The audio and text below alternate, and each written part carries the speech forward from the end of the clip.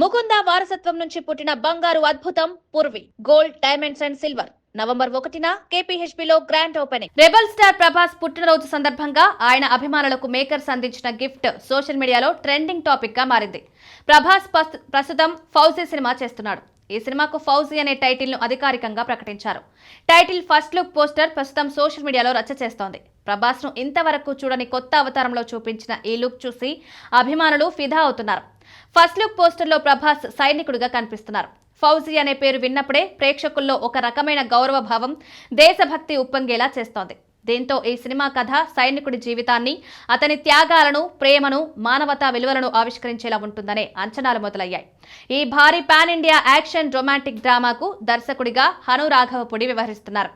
సీతారామం వంటి హృదయాన్ని తాకే ప్రేమ కథను అద్భుతమైన విజువల్స్ తో చూపించిన ఆయన ఇప్పుడు ఫౌజీలో మరింత ఎమోషనల్ గా, మరింత గ్రాండ్ గా కథను చెప్తున్నారని టాక్.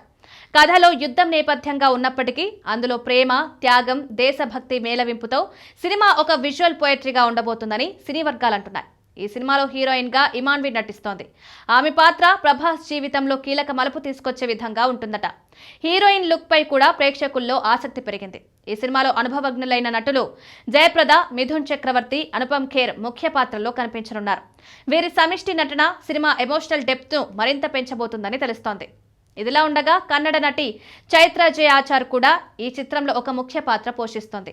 ఆమె గతంలో నటించిన 3BHK సినిమా మంచి గుర్తింపు తెచ్చుకుంది. ఫౌజీ ఒక అద్భుతమైన సృష్టి.